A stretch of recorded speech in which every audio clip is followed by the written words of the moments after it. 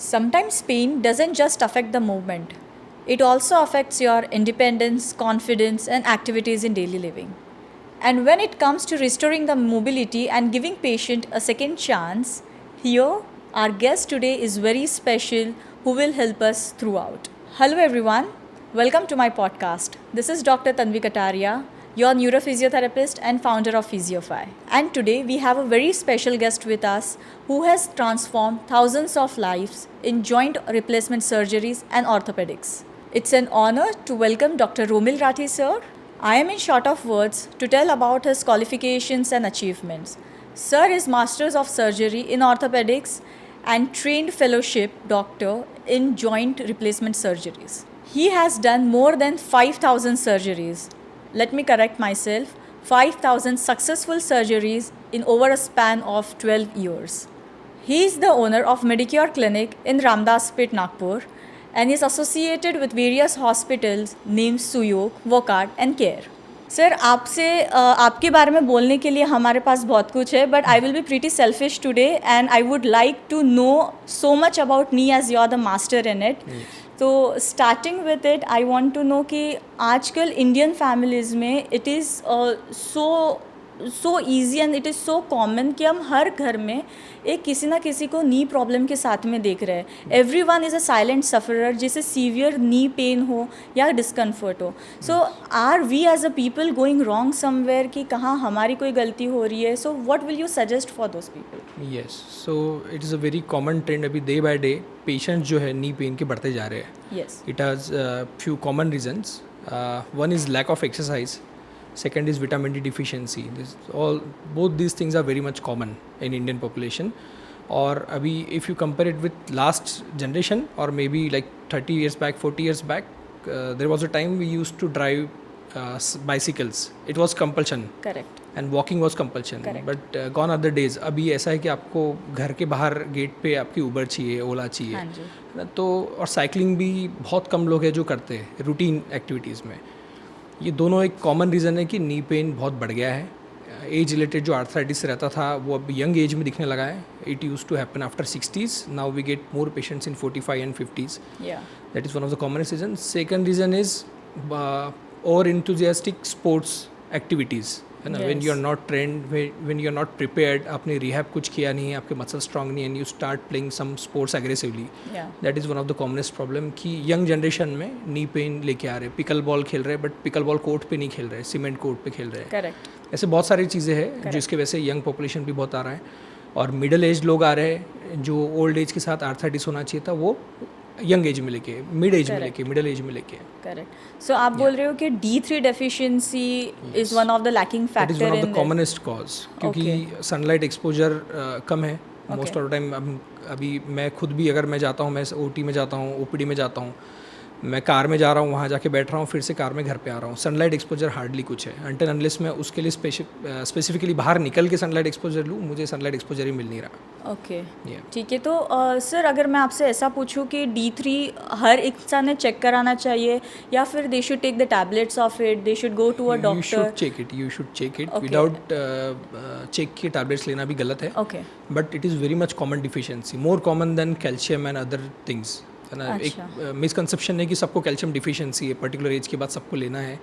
But actually उससे ज़्यादा deficiency vitamin D का है, और वो छोटे बच्चों से लेके बड़ों तक सब में है. Okay, so sunlight is the only thing, or you would recommend some food for it or something? Food is more important than sunlight actually. Okay. But एक बार आप खा लेते हैं, even if you are taking tablets और liquid form या injections, body में लेने के बाद वो एब्सॉर्ब होने के लिए सनलाइट इज़ मस्ट. तो मैं कितना भी टैबलेट्स खा लूँ या कितना भी मैं डाइट में ले लूँ, बट अगर सनलाइट का एक्सपोजर बिल्कुल नहीं है तो बॉडी में एब्सॉर्ब नहीं होगा वो. ओके. सर हमारे यहाँ पे कॉमन मिसकंसेप्शन है जब तक दर्द नहीं होगा तब तक डॉक्टर के पास जाएंगे नहीं, या फिर रूटीन चेकअप नहीं कराएंगे. तो जो वन तो मुझे समझ गया कि आप बोल रहे रिहैब इज़ एसेंशियल, और इतना इनफ स्ट्रेंथ नहीं रहता है. हमारा उतना वर्किंग नहीं है जितना पहले के लोगों का था. पर कमिंग टू D3 मुझे आपको ये पूछना है कि क्या फ्रीक्वेंसी में हमने चेक करवाना चाहिए? Once in 2 years. Once in 2 years, like once in couple of years we should get it checked about D3. Yes, it is very much necessary. और even for growing age, छोटे बच्चों से लेके मतलब 2 साल से बच्चों के लेके 60-70 years तक विटामिन D की कमी रहती है. और हर एज में उसका अलग इंपॉर्टेंस है. छोटे बच्चों में मसल्स के लिए, बोन ग्रोथ के लिए, हाइट बढ़ने के लिए तो vitamin D is important. Okay, ये मिस होता है. I will surely keep that in mind. Okay sir, अभी बहुत common, you Bing knee surgeon, आपको बहुत कॉमन ये क्वेश्चन आता होगा कि पेशेंट्स आते होंगे, सर तेल कम हो चुका है, घुटने घिस चुके हैं, हमारे घुटनों में गैप आ चुकी है. तो ये बेसिकली ये जो टर्म्स है ये क्यों यूज़ होती है, इसको मेडिकली हम कैसे रिप्रेजेंट करेंगे और हम इसे लोगों तक कैसे पहुंचाएंगे कि what is it exactly? Yes, ये लेमैन लैंग्वेज में मराठी में बोलते गैप पड़ला है ना, हिंदी में बोलते हड्डी हमारी गैप आ गई. हाँ. ये चीज़ें बेसिक एज रिलेटेड चेंजेस है. अब ये जैसा पहले से सुनते आए लोगों से या दूसरे किसी से, या इवन डॉक्टर्स की भी गलती है उसमें, वो चीज़ उनको एक्सप्लेन करते समय लेमैन लैंग्वेज में एक्सप्लेन करने के लिए उन्होंने ऐसा एक्सप्लेन किया. But basically it is age related changes. Age के साथ में 2 बोन के बीच का गैप कम हो जाता है, एक्चुअली बढ़ता नहीं. करेक्ट. गैप कम हो जाता है क्योंकि बीच का जो मेनिस्कस रहता, जो कार्टिलेज रहता, ये वियर एंड टियर होता. करेक्ट. तो वो एक्सप्लेन करते करते किसी ने बोल दिया कि हाँ गैप पड़ ली, अब वही चीज़ वैसी कैरी फॉरवर्ड हो रही है ना. तो एक्चुअली गैप बढ़ती नहीं है, गैप कम होती है. हाँ, और ऐसा होता है कभी कभी कि डिफॉर्मिटी बढ़ती है, तो ऐसा दिखता है एक्सरे में कि एक साइड में गैप बढ़ गया और एक साइड में कम हो गया, जब बहुत ज़्यादा डिफॉर्मिटी रहती है, पैर में टेढ़ापन ज़्यादा रहता है. But actually it is one of the commonest problem जिस चीज़ को लेके पेशेंट्स ओपीडी में आते हैं, वो है knee pain in particular age after 50s. उस चीज़ में ऐसा होता है कि आपके 2 बोन के बीच का चिकनाहट जो रहता है, जॉइंट फ्लूइड जो रहते हैं, वो ड्राई हो जाते हैं. करेक्ट. आपका meniscus cartilage wear and tear हो जाता, तो जॉइंट स्पेस कम हो जाती है और हड्डी एक में को टकराती है. ओके. सो सर ये इंडिकेट करे ऑस्टियोआर्थराइटिस के तरफ? Yes, it is osteoarthritis. Yes. Okay. Knee pain का one of the commonest cause in OPD जो पेशेंट्स हम देखते हैं, दैट इज ऑस्टियोआर्थराइटिस. यस. तो एनी प्रिकॉशंस, लाइक 5 प्रिकॉशंस अगर आपको आपके पेशेंट को बोलना रहे कि if I am coming to you as a arthritis patient grade 1 और ग्रेड 2, तो मुझे क्या 5 प्रिकॉशंस बोलोगे जो मैंने बिल्कुल नहीं करना चाहिए या first is lifestyle modification. Lifestyle modification मतलब अगर कोई इंडियन टॉयलेट यूज़ करता है तो then he has to stop using Indian toilet. एक बार आर्थराइटिस शुरू हो गया तो ऐसा नहीं कि पहले से अवॉइड करना है, but once you are grade 1 grade 2 patient, you should avoid sitting cross leg, you should avoid squatting, you should avoid Indian toilets, you should avoid climbing stairs, है ना. ये तीनों चारों चीज़ें बहुत इंपॉर्टेंट है. 5th आप ये बोल सकते हैं कि आपको विगरस एक्टिविटी लाइक स्पोर्ट्स या फिर रनिंग, जंपिंग, दैट ये भी आपको अवॉइड करना है. ये प्रिकॉशंस में है ये चारों 5 चीज़ें. ओके. और कमिंग टू वेट, आपका इसमें क्या रहेगा कि वेट रिडक्शन की तरफ we should go? Weight is one of the commonest cause कि वो उसके जैसे फर्स्ट इज एज रिलेटेड जो osteoarthritis, second is weight. Weight एक कॉमनेस्ट इशू है क्योंकि पूरे बॉडी का वेट, आप जब चेयर पे से उठ रहे हो या स्टेयर क्लाइंबिंग कर रहे हो तो आपका पूरा बॉडी वेट आपके घुटनों पे आता है. तो वो एक मेजर कॉज है कि अगर आपको तकलीफ की शुरुआत हो चुकी है तो वो तकलीफ फास्ट बढ़ेगी आपकी. करेक्ट. तो weight reduction is must. Of course. Sir one more thing, as a physiotherapist I have noticed कि फीमेल पेशेंट्स कंपैरेटिवली ज़्यादा रहते हैं ओए के as compare to male patients. Yes. तो why is that? Like why ज़्यादा भी रहते हैं और वो पेशेंट्स कम एज में भी आते हैं. करेक्ट. है ना. मेल पेशेंट्स मोस्टली 60s के बाद आते हैं, फीमेल्स 45-50 में आते हैं. करेक्ट. उसका मेन रीज़न है हार्मोनल चेंजेस, है ना. अराउंड मेनोपॉज 45-50 के अराउंड बॉडी में हार्मोनल चेंजेस होते हैं. उसके साथ ऑस्टियोपोरोसिस होता, मतलब हड्डियाँ कमज़ोर होती. ऑस्टियोपोरोसिस के वजह से ऑस्टियोआर्थराइटिस बढ़ जाता. तो ये एक नॉर्मल चीज़ है कि अराउंड मेनोपॉज सब problems, back pain, not even knee pain, back pain और सभी चीज़ें, neck pain, cervical pain, lower back pain, सब चीज़ें शुरू होती है, जनरलाइज्ड वीकनेस शुरू होती है. तो उसका one of the commonest reason is hormonal changes. Hormonal changes you are saying. Okay.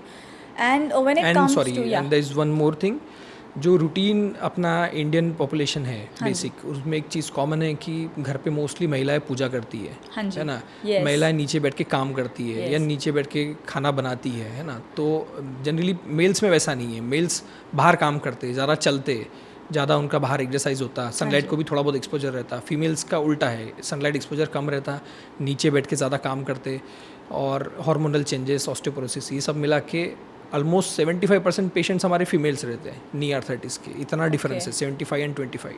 Okay. So it's all because of hormonal changes and the lifestyle what females are. So अब मुझे ये पूछना है सर कि आप बोल रहे हो कि हार्मोनल है, मेनोपॉजल, तो हम इससे प्रिवेंट कैसे करें? लाइक इवन मेनोपॉज तो प्रिवेंट नहीं कर सकते, हार्मोनल चेंजेस होने ही वाले हैं, but once you get the symptom, पहले बार जब आपको तकलीफ शुरू हो रही है, हाँ जी, तब आप डॉक्टर को कंसल्ट करना is very much important. Problem है इग्नोरेंस. हम उसको इतना इग्नोर कर देते, जब वो बहुत सीवियर हो जाता तब हम डॉक्टर को दिखाते. करेक्ट. पहले तो लोग टीवी के एडवर्टाइज देख के डॉक्टर ऑर्थो ऑयल लगाएंगे और ये सब चीज़ें बहुत चलती है ना. या किसी ने कुछ बोल दिया, ये बाम लगा के देखिए, तेल लगा के देखिए. कोई नागपुर में लेप बहुत फेमस है, लोग लेप लगाने चले जाते हैं. ये सब चीज़ें होती है. वो जब बहुत बढ़ जाता तब लोग डॉक्टर्स को दिखाते हैं. उसमें भी स्पेशलिस्ट को कम दिखाते हैं, पहले दिखाते हैं जनरल प्रैक्टिशनर्स को, या जो भी उनके फैमिली डॉक्टर्स हैं उनको दिखाते हैं. वो जाते से सबसे पहले उनको दवाई लिख देंगे, 10 दिन की दर्द की दवाई लिख देंगे. वो दवाई खा लेते, ठीक हो जाता. फर्स्ट टाइम वो इग्नोर हो जाता, सेकंड टाइम जाते फिर से वैसे ही होता. जब ये 4-5 बार होता तब वो सोचते कि नहीं अभी स्पेशलिस्ट को दिखाना चाहिए. उसमें भी बहुत से बार वो जनरल ऑर्थोपेडिक सर्जन्स को दिखाते हैं. अभी गॉन आर द डेज की एक ही डॉक्टर सब चीज़ें देख रहा है. You should visit specialist. आपको कंधे का दर्द है, कंधे के स्पेशलिस्ट को दिखाइए. नी का दर्द है, नी के स्पेशलिस्ट को दिखाइए. That is always better. तो ये एक रीज़न रहता है कि वहीं से वो इग्नोरेंस चालू होता है. So ignorance is the key you are saying. अगर हमने इसके सॉर्ट किया तो काफ़ी सारी बहुत सारी चीज़ें ग्रेड 1-2 में हम रोक सकते, कंट्रोल कर सकते हैं. ऐसा नहीं कि हर पेशेंट को जिसको घुटनों का दर्द हो रहा है हर किसी को सर्जरी लगने वाली है. करेक्ट. 99% पेशेंट को सर्जरी से बचा सकते अगर उन्होंने ग्रेड 1-2 में प्रॉपर डॉक्टर को दिखाया, प्रिकॉशंस लिए, जो ये 5 चीज़ें अपने बताई थी, लाइफस्टाइल मॉडिफिकेशन, ये सब किया, आपका डाइट में D3 अच्छा रखा, ये सब चीज़ें करने पे आप 99% पेशेंट को सर्जरी से बचा सकते हैं. ओके सर, जिन्हें ग्रेड 3 OA रहता है तो जनरली उन्हें सर्जरी सजेस्ट की जाती है सर्जन से. बट द पॉइंट इज़ कि द मिथ गोइंग अराउंड के हमारे घुटने ख़राब हो जाएंगे, अभी तो हमारी उम्र छोटी है, अंदर जो हमें इम्प्लांट डालेंगे वो हमारा ख़राब हो जाएगा. So they are so scared. There is too much of fear for this surgery thing. तो आप वो मिथ कैसे बस्ट करना चाहेंगे? कि that is very much common. अगर मैं कोई भी पेशेंट को सर्जरी का बोलता हूँ तो उनका फर्स्ट रिएक्शन तो ये रहता है कि नहीं सर हमको सर्जरी नहीं करना. करेक्ट है ना. क्यों सर्जरी नहीं करना? क्योंकि हमारे एक रिलेटिव की सर्जरी हुई थी और वो ही इज़ नॉट हैप्पी. या फिर हमको किसी ने बोला कि सर्जरी के बाद ठीक नहीं होते, सर्जरी के बाद आप बेड पे आ जाओगे, अभी जो चल रहा है वो भी नहीं चल पाओगे. ये बहुत बड़ा मिसकंसेप्शन है. ये हम ऑलमोस्ट डेली हर पेशेंट को हमको ये चीज़ एक्सप्लेन करना पड़ता है. सर्जरी के रिजल्ट डिपेंड करते हैं आप किससे सर्जरी करा रहे हैं, इफ़ इज स्पेशलिस्ट और नॉट. सेकंड, आप कौन से स्टेज में करा रहे हैं. आप उसको एक्सट्रीम, आप व्हीलचेयर पे या स्ट्रेचर पे आने के बाद सर्जरी करा रहे हैं, या आप जब ऑलरेडी चल रहे फिर रहे तब सर्जरी करा रहे हैं. ये सब चीज़ों पे भी डिपेंड करता. Fear is very much normal. अपने यहाँ बहुत ज़्यादा फियर है हर सर्जरी को लेके, बीट स्मॉल सर्जरी, हार्ट का, ब्रेन का, या कोई भी सर्जरी ले लीजिए. सर्जरी बोलते से लोगों को सबसे पहला तो रिएक्शन यही रहता है कि सर्जरी नहीं करना. तो ये हमको एक्सप्लेन करना पड़ता है, हमको उनको पेशेंट्स दिखाने पड़ते, या हम बहुत से बार नंबर शेयर करते पेशेंट्स के जिनका रिजल्ट अच्छा आया है, या पेशेंट्स हम उनको वीडियोस दिखाते हैं, पेशेंट पहले कैसा चल रहा था, अभी कैसा चल रहा है. ये बहुत उससे अवेयरनेस थोड़ा बढ़ता है. हाँ, over a period of time अभी लास्ट 10 ईयर्स में काफ़ी अवेयरनेस बढ़ा है. आई एम वेरी हैप्पी कि पेशेंट्स अभी खुद होके भी एक्सेप्ट करते हैं कि हमको सर्जरी का ज़रूरत है. अदरवाइज पेशेंट उसको इतना इग्नोर करते थे कि सर्जरी के बाद भी वो बहुत डिफिकल्ट रहता था फिर उनके लिए.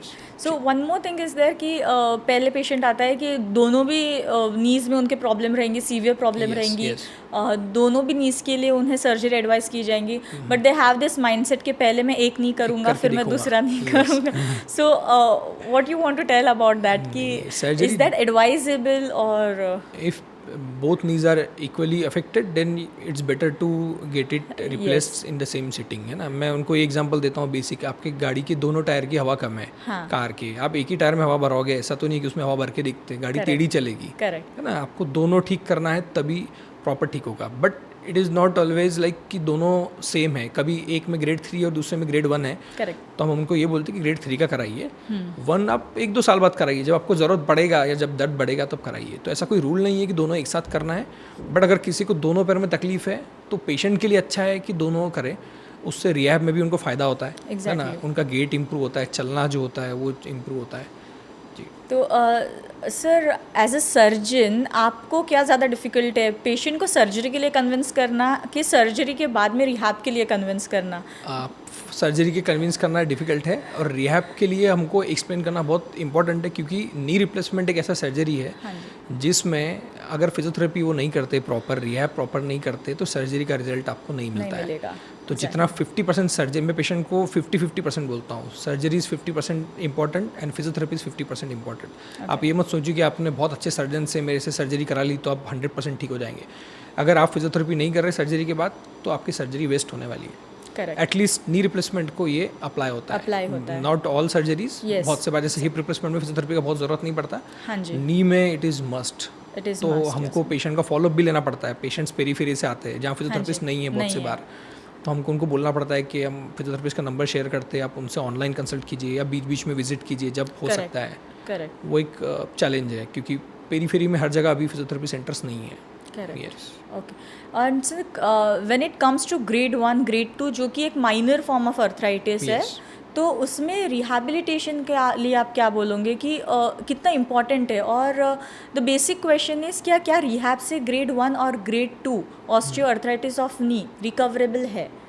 आई वोंट से रिकवरेबल, हाँ। ग्रेड 1 का जीरो नहीं होने वाला, बट आप ग्रेड 1 को रोक सकते, वहीं पे 1 का 1 ही रुक जाएगा। ओके, ये सो हो वी कैन सकता है। Stop it with the rehabilitation you are saying of grade 1। Yes, okay, क्योंकि विथ एज बोन्स तो वीक हो रहे हैं पर आपके मसल्स भी वीक हो रहे हैं, है एग्जैक्टली, ना। आप कितना भी कैल्शियम विटामिन डी खा लेंगे बट आपकी एक्सरसाइज नहीं हो रही है, मसल्स आपके वीक हो रहे हैं, तो वो प्रेशर भी आपका पूरा घुटनों पे आता है। लाइक क्वाड्रिसेप्स, थाई मसल जो है हम उसको क्वाड्रिसेप्स बोलते हैं, वो अगर आपके वीक है तो आप कुछ भी कर लीजिए आपका नी पेन नहीं नहीं जाएगा। तो आपकी लिगामेंट सर्जरीज में भी क्वाड्रिसेप्स स्ट्रेंडिंग इंपॉर्टेंट है, नी रिप्लेसमेंट में भी क्वाड्रिसेप्स स्ट्रेंडिंग इंपॉर्टेंट है, और वो एक ऐसा पार्ट है जो बहुत इजीली मिस होता है। पेशेंट्स फिजियोथेरेपी नहीं करते रेगुलरली, तो जितना रिहैब है उतना प्रीहैब भी इम्पॉर्टेंट है। Correct. गिवन एन ऑप्शन में पेशेंट को हमेशा बोलता हूँ कि आप पहले 1 महीना फिजियोथेरेपी कीजिए, करेक्ट, उसके बाद सर्जरी के लिए जाइए, क्योंकि सर्जरी इमरजेंसी नहीं है। नी रिप्लेसमेंट कभी इमरजेंसी सर्जरी जैसा नहीं है, इट्स इलेक्टिव सर्जरी। तो इट्स ऑलवेज बेटर कि आप पहले से मसल का स्ट्रेंथ बढ़ाइए। मसल का स्ट्रेंथ बढ़ाना भी बहुत ही ग्रेजुअल प्रोसेस है। मैं पेशेंट को एक्सप्लेन करता हूँ कि आप जिम गए, आपने आज बाइसेप्स मारना शुरू की, आपको डिफरेंस दिखने में कितना समय लगेगा कि चलो मेरे बाइसेप्स अभी स्ट्रांग हो गए। काफ़ी तो मैं वैसे पेशेंट को एक्सप्लेन करता हूँ कि आपको टाइम भी लगने वाला है। पेशेंट का बहुत अलग ये रहता कि नहीं सर हमने तो 10 दिन की, हमको फ़ायदा नहीं हुआ। करेक्ट, तो मसल स्ट्रेंडिंग 10 दिन में हो ही नहीं सकता, it is not practically possible. उसमें आपको डाइट भी अच्छा रखना है, प्रोटीन भी रखना है, आपको रेगुलर करना है, और इट्स अ कंटिन्यूस प्रोसेस। आप उसको छोड़ भी देंगे तो वापस मसल्स वीक हो जाएंगे।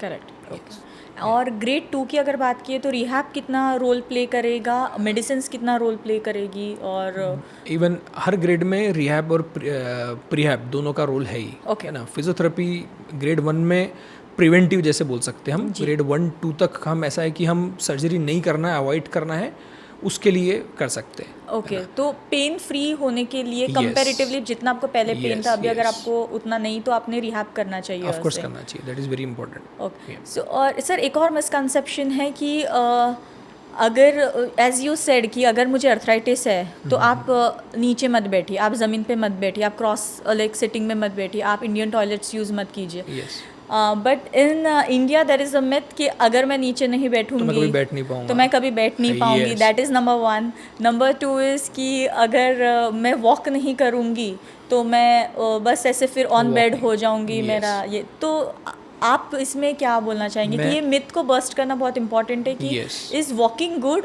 और वॉकिंग बैड फॉर ओए patients grade 3? Yes, walking is always good, whatever is the grade. Yes, But it is very much important on what surface you are walking. अगर आप Okay. ग्रेड 3 आर्थराइटिस है और आप cement road पे walk कर रहे हैं करेक्ट, या फास्ट वॉक कर रहे हैं और आपका फुटवेयर भी अच्छा नहीं है, फुटवेयर भी बहुत इंपॉर्टेंट है, तो आपका वो एग्रीवेट होगा, वो आपका तकलीफ और बढ़ जाएगा। अच्छा, तो वॉकिंग तो आपको बंद करना ही नहीं है। Walking is for life. आप सर्जरी कीजिए मत कीजिए, 1 है 2 है 3 है, आपको वॉक करना है। Okay. ये बहुत इंपॉर्टेंट है। बट आप अच्छे सरफेस पे करना है ना। प्रीफरेबली सीमेंट थोड़ा अवॉइड करना है। अच्छे शूज़ पहन के, वॉकिंग रनिंग शूज़ पहन के करना है। पेशेंट को भी एक्सप्लेन करना पड़ता है कि शूज़ भी डिफरेंस रहते हैं, अलग अलग शूज़ आते हैं। प्लस आपको पहले मसल स्ट्रेंडिंग करके फिर वॉकिंग करेंगे तो और बेटर है। आप सिर्फ डायरेक्टली कल से ही आप आज तक मतलब 2-3 साल से आपने वॉक नहीं किया और अगले दिन से आप 1 किलोमीटर 2 किलोमीटर चल रहे हैं, एग्जैक्टली। तो वो आपको अवॉइड करना है। आपको ये बहुत ही ग्रेजुअली बढ़ाना है।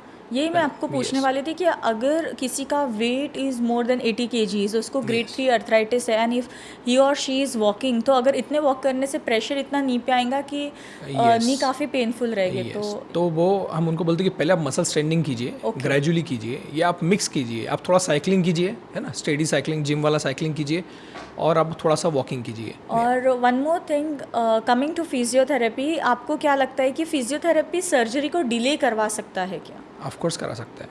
Okay, yes. At what level you are saying, if you can grade please 1 explain to this a bit. Grade 1 2 में तो बहुत से बार ऐसा होता है कि पेशेंट को बहुत सीवियर पेन भी रहता है, तो उनको लगता है कि अपने को सर्जरी अभी करना है। हाँ जी। बट हम जब एक्सरेज देखते, क्लिनिकली देखते, तो हमको लगता है कि अभी सर्जरी का ज़रूरत नहीं है। Surgery can be delayed with just some lifestyle modification, basic medicine, collagen, some supplements and physiotherapy. तो वो स्टेज में हम फिजियोथेरेपी को अच्छा खासा प्रोलॉन्ग, मतलब फिजियोथेरेपी से हम सर्जरी प्रोलॉन्ग कर सकते हैं। Yes. So you being a senior surgeon in Nagpur now, and as you have done more than 5,000 surgeries, तो I want to know one experience जो आप आपके fellow surgeons को बताना चाहेंगे, आपके juniors को बताना चाहेंगे, that is always remarkable you as a doctor, और जो कि एक ऐसे बहुत सारे इंसिडेंसेस है। one incident जो आप हमेशा आप that the first incident जो हमेशा click होता है आपको। Yes, I did my first surgery free of cost. Great. और I did my first surgery 6 months after starting my clinic. Okay. So it was not easy. जैसा सबको लगता है कि इट इज़ वेरी इजी, आप फेलोशिप करके आ गए और आपने, मैं आई डिड 3 इंटरनेशनल फेलोशिप्स। मैं पीजी के बाद में पुणे में काम किया। I was in Germany, I was in Italy, I was in USA. World का बेस्ट हॉस्पिटल है, hospital for special surgery, Yeah. जहाँ पे 150 जॉइंट रिप्लेसमेंट एक दिन में होते हैं, 50 my सर्जन सर्जरी। वहाँ सबसे आने के बाद जब आप आते हो प्रैक्टिस में, तो आपको लगता है कि अरे कल से तो लाइन लग जाएगी और बहुत सारे पेशेंट्स आएंगे और ये होगा और वो होगा। हाँ जी। बट फ्रैंकली स्पीकिंग, पेशेंट को कॉन्फिडेंस नहीं आता है, क्योंकि आप you are a newcomer, Correct. है ना। मेरा मेडिकल बैकग्राउंड है, बट मेरे पेरेंट्स यहाँ नहीं रहते। तो when I started with a small clinic, और ओपीडी फॉर्चुनेटली पहले दिन से अच्छा था, बट सर्जिकल पेशेंट को कन्विंस करना इज़ वेरी डिफिकल्ट। Yes. लोगों को कॉन्फिडेंस नहीं आता, और आपके सिटी में कुछ डॉक्टर्स के नाम बने हुए, तो लोग बस वहीं जाते। Correct. तो फर्स्ट सर्जरी मैंने जो किया, मेरे एक कलीग के रिलेटिव का किया, है ना। He was a VIP patient, but वो जो मेरा कलीग था, उसको पता था कि मैं कितना ट्रेंड हूँ, मैंने कितना ट्रेनिंग लिया है, क्या है। तो मैंने वो सर्जरी किया, it went good, it went well, and that's how it started. But first surgery took me 6 months. Oh my God. तो it is So, not easy. Have patience, you are Yes, saying. yes, that is And important. one experience you will never forget with your patient. That one patient. Recently, I did a surgery, hip replacement of patient suffering from ankylosing spondylitis. Yeah. मैंने Wockhardt hospital में surgery किया। तो वो patient almost 2 साल से चल ही नहीं रहा था। Okay. He was bed ridden, पूरी बॉडी स्टिफ थी। तो जब मैं सर्जरी किया और उनको फॉलोअप को, मतलब मिलने आया उनको जब रूम में सर्जरी के बाद नेक्स्ट डे, तो पूरी फैमिली रोने लग गई।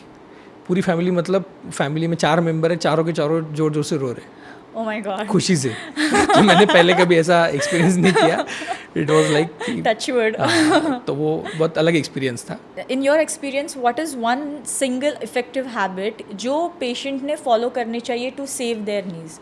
आज मुझे अर्थराइटिस नहीं होना चाहिए, टू प्रोटेक्ट माई नीज, आप कौन सा एक मंत्रा देना चाहोगे हमें कि it should, like you should do it and your knees will be safe? Learn quadriceps standing exercises okay, from your physiotherapist. एक बार सीख लीजिए, एंड आप घर पे भी कर सकते हैं, बट आपको प्रॉपर तरीके से अंडर सुपरविजन सीखना इज़ वेरी इंपॉर्टेंट। ओके, आप quadriceps को स्ट्रॉन्ग रखेंगे तो आपको कोई नी का प्रॉब्लम नहीं होगा।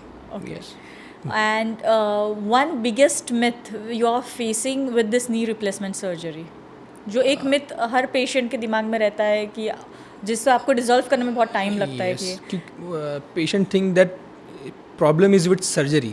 ओके, लोगों को लगता है कि सर्जरी में प्रॉब्लम है, सर्जरी वर्ड में या नी रिप्लेसमेंट सर्जरी में प्रॉब्लम है। Yes. Actually it is not like that. Surgery अब ऐसा चीज़ है कि ये हर जगह, हर हॉस्पिटल में होने लगा है, okay, but not all the doctors are trained equally, है ना। Correct. Not every one is experienced equally, है करेक्ट, ना। Not every one is using good quality implant, है ना। तो it is very much important वो उनको बताना है। उनको लगता है कि ये सर्जरी का, एक सर्जरी फेल हुई कहीं पे कोई रिलेटिव की, तो उनको लगता है कि ये सर्जरी गड़बड़ है।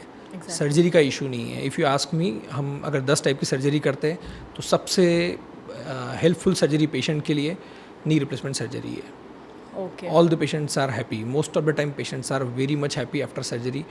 क्योंकि it is kind of life changing surgery, correct है ना। आप 5 साल 10 साल पीछे चले जाते, जितना आप फिट थे 10 साल पहले आप वो करने लग जाते, और it is for life time. आपने एक बार सर्जरी कर लिया, उस एज में किया 50-55 के अराउंड, तो it will last for your life.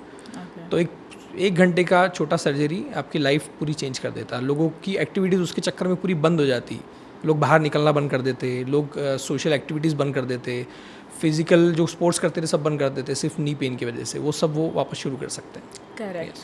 So one more thing what I face, even if the patient is good and everything, but they always have that one saying, the X doctor is charging 5 lakhs, the Y doctor is charging 7 lakhs, the Z doctor is charging 10 lakhs, इतने पैसे ले रहे हैं, क्यों ले रहे हैं? Yes. तो सर वो अमाउंट जो कमर्शियल्स रहते हैं, तो वो Yes. क्यों रहते हैं? उसके लिए why do we charge so much? Can you please explain this कि हम Yes, ये बहुत ये भी हमको बहुत एक्सप्लेन करना पड़ता है पेशेंट्स को, हाँ क्योंकि एक ही एरिया में या एक ही सिटी में बहुत सारे उनको, मतलब कोई बहुत कम में कर रहा है, कोई बहुत ज़्यादा में कर हाँ रहा जी. है। नी रिप्लेसमेंट या हिप रिप्लेसमेंट ऐसी सर्जरी है जिसमें हम अंदर जो चीज़ डाल रहे हैं, आपके जॉइंट को जो रिप्लेस कर रहे हैं, वो कौन से क्वालिटी का यूज़ कर रहे हैं, is very much important. Correct.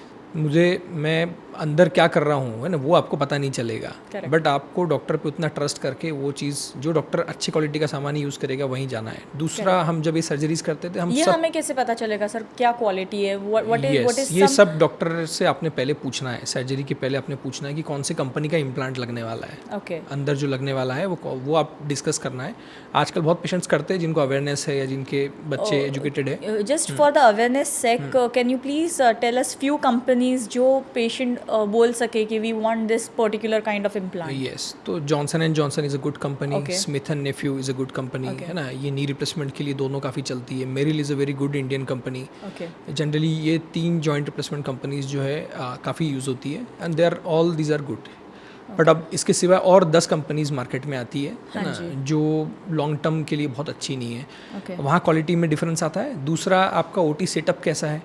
आप जो हम जॉइंट रिप्लेसमेंट करते समय जो कपड़े भी यूज़ करते हैं, OT dresses, that everything is disposable, एक Correct. One single time use रहती है। Correct. तो ये सब चीज़ों की वजह से प्राइस जो है, कॉस्ट जो है सर्जरी का शूट बढ़ अप होता जाता है। यस, तो अब वो सेम सर्जरी आप क्वालिटी कॉम्प्रोमाइज़ करने जाएंगे तो बहुत कम में हो सकती है, but there is not much difference, there is not huge difference, है Yeah. ना। okay. Yes. Anything you would like to add as a knee surgeon for your patients? If any message you want to give I to would your say awareness is very much important. What you are doing is very very important for people. Yes. ये लोगों में awareness का ही issue है ना।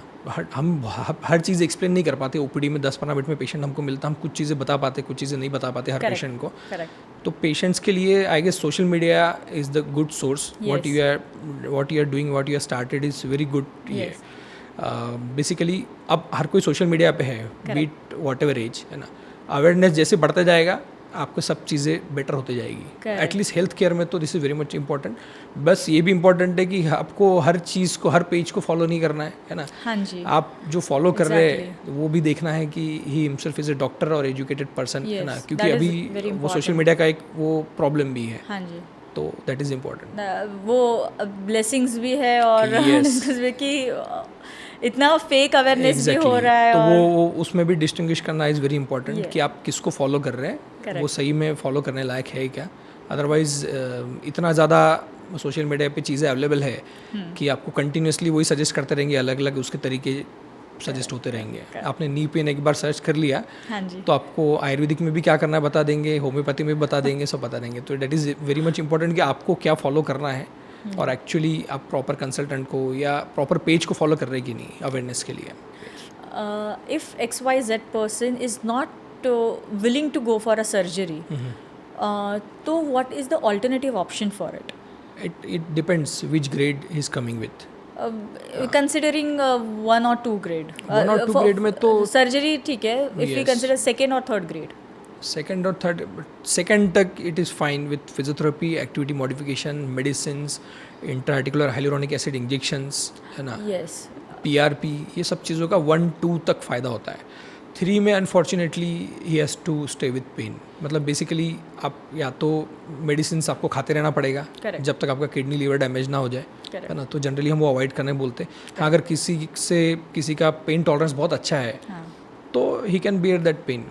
Surgery ये emergency नहीं है, compulsory surgery भी नहीं। मैं हर पेशेंट को बोलता है कंपलसरी सर्जरी नहीं है, बट अगर आपको उसके वजह से रोज़ पेन की मेडिसिन खाना पड़ रही है जो आपके किडनी लीवर को भी हार्म करेंगी लॉन्ग टर्म में, correct. Then you should go for surgery. बहुत से लोगों का एक्सरे बहुत ख़राब दिखता है बट पेशेंट बोलते हैं हमको दर्द नहीं है, तो हम उनको बिल्कुल सर्जरी का नहीं बोलते हैं। For me patient symptom is very much important. X-ray second है, एक्सरे इज सेकेंडरी। क्लिनिकली से ज़्यादा पेशेंट सिम्टम पेशेंट सिम्टम्स बहुत इंपॉर्टेंट है जी, क्योंकि you cannot force any patient कि नहीं आपको ख़राब है आपको कराना ही पड़ेगा, है ना। पेशेंट जब तक रेडी नहीं है मेंटली तब तक इलेक्टिव सर्जरी हम कभी प्लान नहीं करते हैं।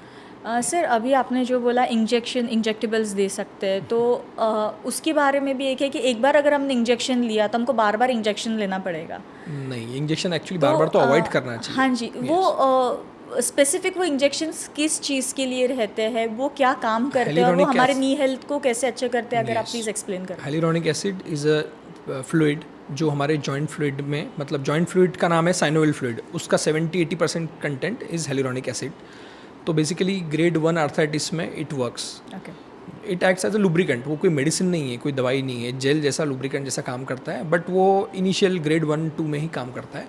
हाँ, बट उसको भी वो भी over a period of time dry होगा, तो आप उसको बार बार नहीं ले सकते, आपको बार बार इंजेक्शंस नहीं लेना है। So as a knee surgeon मैंने आपके लिए एक छोटा रैपिड फायर राउंड प्रिपेयर किया है, so I want you to answer that. What is worse for knee health? Indian toilets, cross-leg sitting, or prolonged chair sitting? Indian toilet. Indian toilets are Yes, worse. yes, yes, Okay, yes. cross-leg sitting and prolonged Cross-leg sitting is sitting, somewhat if you are manageable. sitting on gaddi, ऊपर height पे, if you are sitting Yeah. cross-leg, that is fine. What is one knee symptom people should never ignore? Pain and swelling. Pain and swelling. Yes. Okay.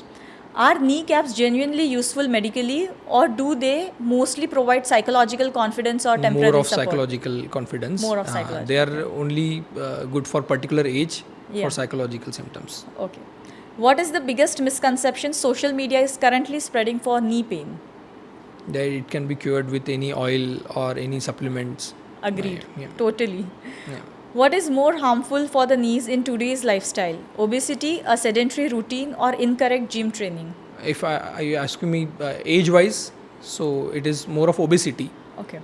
In young patients, incorrect gym training. Okay. What is more challenging, performing a surgery itself or motivating patient throughout the recovery and rehabilitation forwards? Motivating patients. In a successful knee replacement surgery, what percentage of recovery depends on surgery and what percentage depends on physiotherapy rehabilitation? 50-50. So you are saying 50 for the surgery and 50 for the rehab. Yes, that is very much important. Can patient genuinely start walking the very next day after knee replacement surgery? You can start same day, not next day. Okay, the same day Same patient day. can If start done properly, walking. patient can start walking Yes. in 6 hours. Please note, if a surgery is done by a great surgeon, so patient can start walking even in 6 hours after surgery. आपको 2-3 महीने bed पे रहने की कोई ज़रूरत नहीं है. Can even a successful knee surgery fail to deliver good result if rehabilitation is poor? Yes. As I said, it is 50% important. So it will be half done surgery only. Okay. Can oil massage regrow the cartilage? Never. Never, right? Yes. Okay. That is one of the commonest misconception. Okay. So now I want you to spit facts about rehabilitation, physiotherapy for the knee. Anything you would like to tell your patients or people who are suffering from knee problem. तो उनके लिए physiotherapy rehabilitation at any point उन्हें problem है नहीं है जो भी, तो फिजियोथेरेपी और रिहैब कितना इंपॉर्टेंट है? It is very much important. Grade 1 से लेके और इवन इन स्पोर्ट्स इंजुरी, मतलब for every age group physiotherapy is important. जब लिगामेंट स्प्रेन लेके पेशेंट्स आते हैं या ग्रेड 1 मेनिस्कस टीयर लेके पेशेंट्स आते हैं, हम उनको पहले इमोबिलाइज करते, कुछ दिन रेस्ट करने बोलते हैं. अगर वो रेस्ट ज़्यादा हो गया, उन्होंने बहुत दिन बेल्ट यूज़ कर लिया, तो वो नी भी स्टिफ हो जाता है. करेक्ट. तो वहाँ पे भी इसका रोल है. आपके मसल्स वीक हो रहे हैं और उसके वजह से अर्ली आर्थराइटिस शुरू हो रहा है. मिडल एज वुमेंस 40-45, उसमें फिजियोथेरेपी का रोल है. ओल्ड एज में भी जिनको सर्जरी अवॉइड करना है, उनको भी मसल स्ट्रेंथनिंग का रोल है. तो हर एज में और हर नी पेशेंट में, at least in knee patients and back patients, I would say physiotherapy का बहुत मेजर रोल है. Yes. Thank you so much, sir, for coming here. Like it was a great talk, और I'm sure बहुत सारे लोगों को इससे अवेयरनेस आया होगा, बहुत सारे लोगों का अंडरस्टैंडिंग आई होगी, बहुत सारे मिथ बस्ट हुए होंगे related to knee surgeries, knee rehabilitation. It was great to have you here. Thank you so much. Thank you so much, Thank you, Tanvi. sir. Thank you. Thank you for the great initiative. Thank you. Thank you.